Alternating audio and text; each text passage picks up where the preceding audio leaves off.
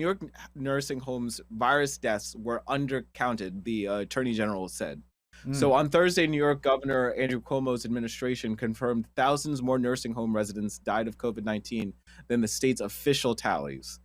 Previously confirmed by the Attorney General Letitia James this week, the surprising development is after months of stating they had divulged the true numbers as they were coming in.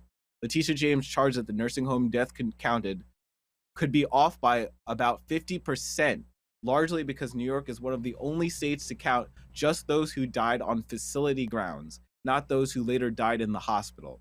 The true numbers show that at least 12,743 long term care residents died of the virus as of January 19th, far greater than the official tally of 8,505 on that day, cementing New York's toll as one of the highest in the nation. Mm. So, this is now transparency, at least. We're getting them to talk about and tell us their inconsistencies that they had. But still, these are numbers now that have to be corrected into the books that a lot more people in New York died, and the curve was higher in New York than it was. So we have to take away credit from Cuomo. Like, people have been giving Cuomo credit for months now, and honestly, he's just been doing an okay job. I'm not Mhm. going to say he's been doing a terrible job, but he's doing an okay job. Yeah, I Mm. mean, he was it's look. It's like everything was on fire and you gave a fire like a just a fire one fire extinguisher to someone to try to control something. I don't think he does a tremendous job either. I mean, he's doing what he can with pretty much what they've got, which is okay. You know, none of these states are doing spectacular at the moment. But also, I don't think anybody's numbers are going to Uh-oh. be Before it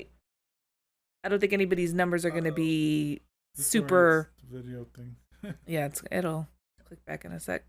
But Mm. I don't think anybody's numbers are super accurate at the moment either. I think a lot of this stuff's gonna have to blow over for us to finally get real numbers, real tallies. I think a lot of people are hiding stuff in these states that they don't want everybody to know exactly how messed up everything is and how messed up they handled stuff. Mm. Yeah. Trump probably has a lot. They're gonna see a lot of crap Trump didn't do.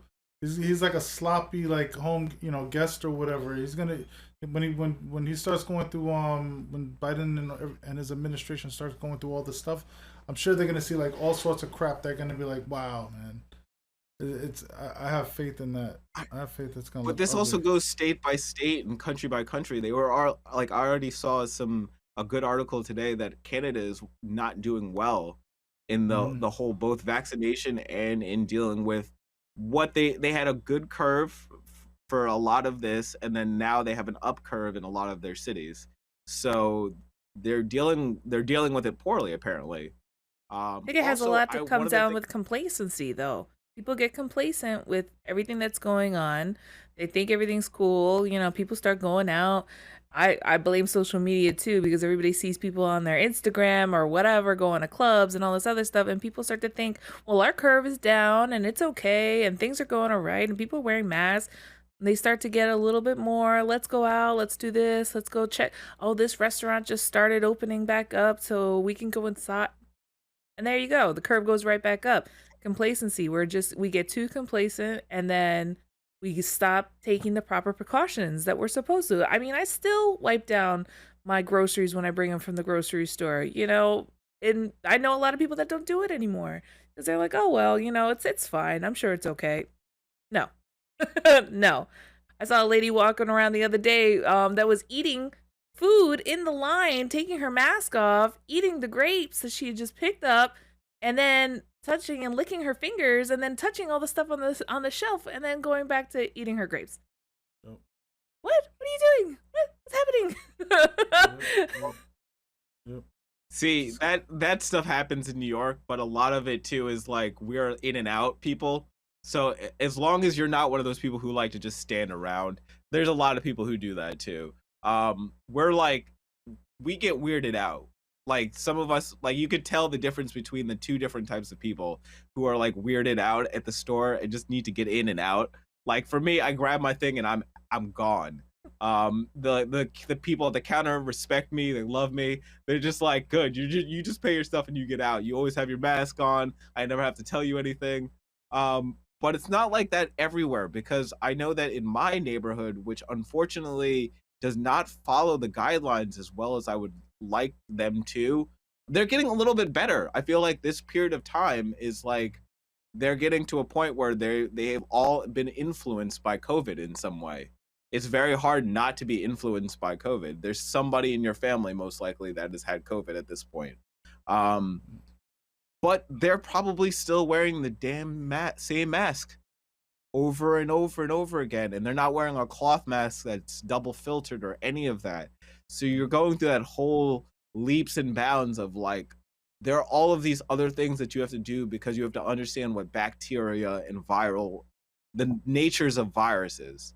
So it's science, and that comes down to not just like education as in your day-to-day life. It comes to an education of, oh yeah, you transmit things through spit.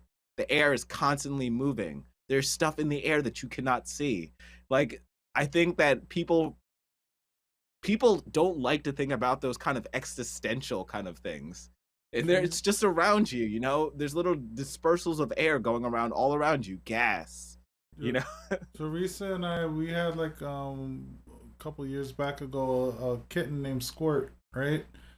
And it's crazy because the cat got sick, right? And the way the cat got sick progressed so fast, man. Like we couldn't remember when that happened.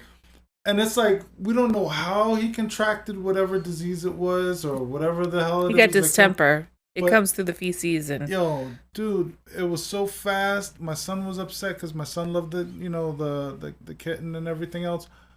But man, I've never seen so like ever since I seen that, I'm like I don't play no games when it comes to like viral or like whatever kind of bacteria, like whatever crazy stuff that could be floating in the air.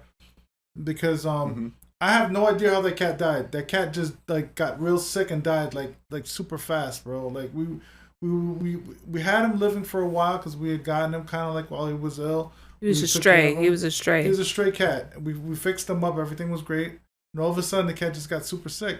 And we had other cats in the house. None of the other cats seemed to have died or gotten sick from it. It was just before he was gonna get his shots and stuff like that. Yep, yep. And It he was an got sick before he expensive to take care of, and vaccinations, they're yep, important, guys. yep, yep. And the poor cat just disappeared. Like For the cat was animals and like for bleeding in people. places and doing weird. Yo, it was horrible, and they had to put him to sleep. Poor little kid had so much energy when he was living, and I think to myself with like these diseases and stuff. I understand people want to live lives and have fun and enjoy their life while they're here and everything, and they think like 2 or 3 years is the rest of their life. And that's why everybody's acting the way it is. People don't understand that it's just 2 years. Like there's people that lived up to 90 years old. 2 years is nothing. I'm not Well, trying there's to people that are like, oh, well, if I'm gonna die from this thing, I might as well live it up. I might as well do take whatever I people with me. want. Yeah, pretty much. Like, why am I gonna stay in one spot? If I'm gonna die, I'm gonna catch this. I'm gonna die. I'm gonna die. Who cares? Like, and Stupid you thinking. have that attitude, and of course you're gonna take more people with you. And it's people are just selfish. Selfish. People are selfish. It's a strange part of the American attitude that they've been brought up with in, I would often say it's a media culture of this, of like the cowboy mentality that if you're gonna die, if you you're gonna die, you're gonna die kind of thing. Yep. Yep. Um I I was hoping that this kind of era would at least change the minds of some of those people, but luckily I feel like I've insulated myself from those people. Yep. You know, I don't see that many people who are willing to talk that loudly about it anymore. I mean, I'm sure like the first couple months, you know, obviously there were a couple detractors, especially people who are more Republican leaning that I know. But now it's more like they're just skeptical of everything. And I'm a little worried because if you're skeptical of everything, you're going to fall for everything as well. Yep. Yep. Well, they Because said you're that not going to know what's ever. yeah, Yep. but they also said like conspiracy theorists and stuff like that. More people are believing that because it's easier to believe a conspiracy theory for something that's so huge like this pandemic going through, cross continents that it's more easy for them to believe a conspiracy behind it than to believe facts and science is behind it, and that this was something that, well, how did they know it was coming? Like, come on. I get it. It's a scary time, and it's something that we've never ever gone through, and people are willing to grasp at straws to believe anything for a reason why it is. But the people that, and denial is a serious thing. It will really take hold of people, and there are still people that deny it. They don't believe it's real. They think it's all a hoax or whatever. But yeah, it's gotten to the point where there's a lot of people that don't say that anymore because they do know people that have died or have gotten sick. Mostly the people you don't hear from anymore are the people who have lost people. And there's a lot. You can't go anymore without hearing somebody say, "Oh yeah, my friend's wife got sick and she died," or "My cousin got sick and he died." It's sad, and people are really coming to a hard truth, especially the people that were super in denial, and they're coming to those facts. Very Yeah, true.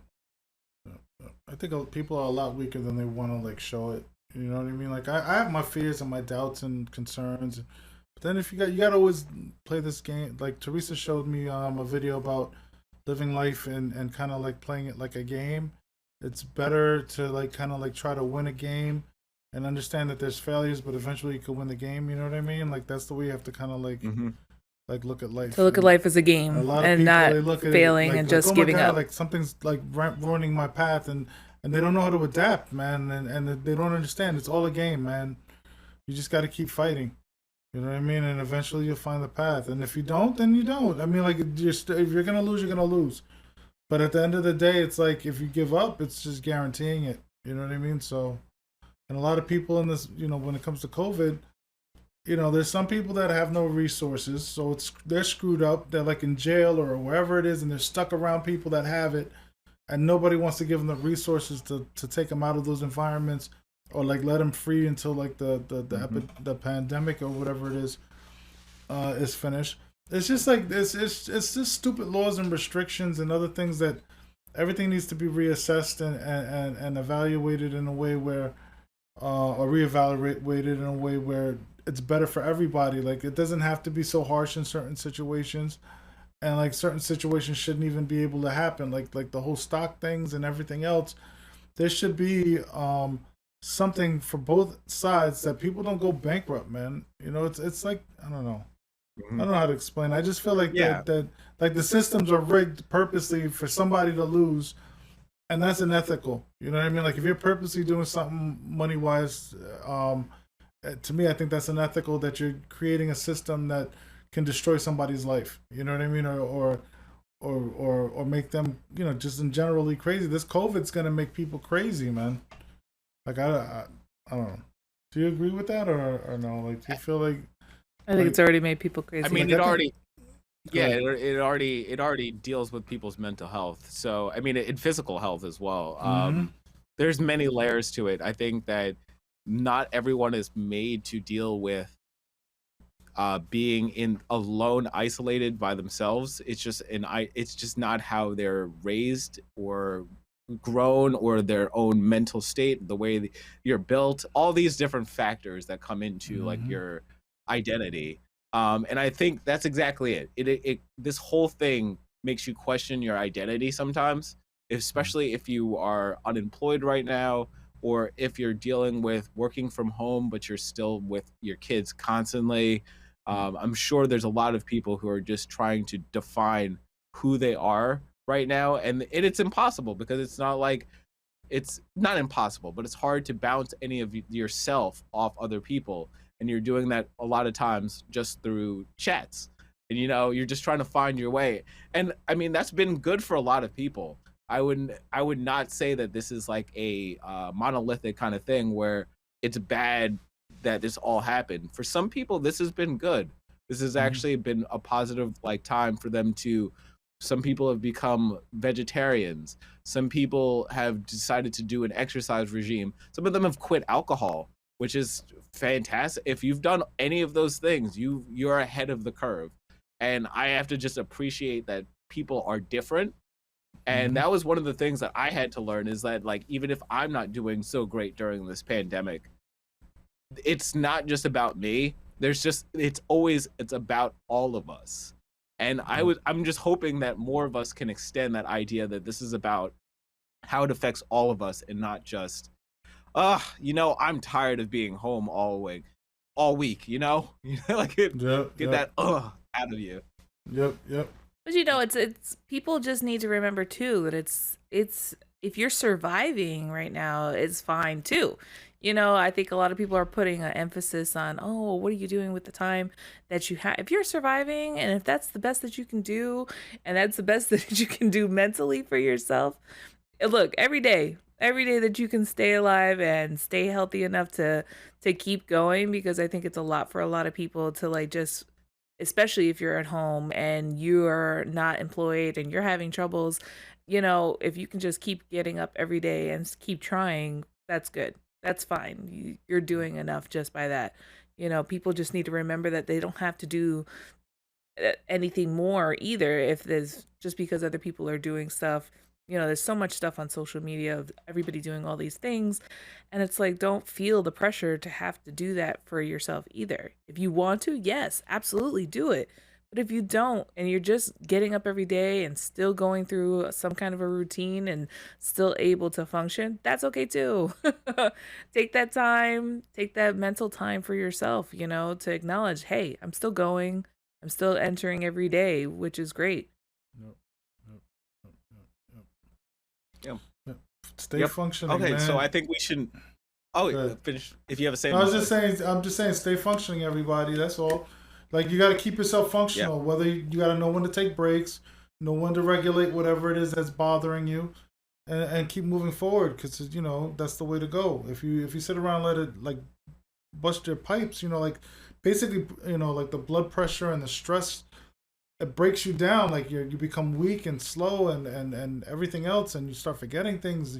You want to stay strong, stay focused, stay calm, stay relaxed, stay like if you got to like a little bit of this or a little bit of this, not to the point where it breaks you, but just relax. Just don't let your body deteriorate around you and focus.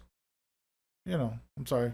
I mean, and I think that's the hardest part is that you have to learn a new skill of focus during this No. period of time, which is, I think, it's not always going to be easy for everyone, and for different reasons, just for monetary reasons or for the peacefulness of like you enjoyed your run every day. And now you Mhm. feel weird going out on a run every day. You can only do your run for like 20 minutes because that's good enough for you. And like I do my curls every day, but it almost feels like you got to do 2 hours of yoga at this point for me to like feel like I did anything in the day. But that's my coping mechanism, and you just learn your own coping mechanism.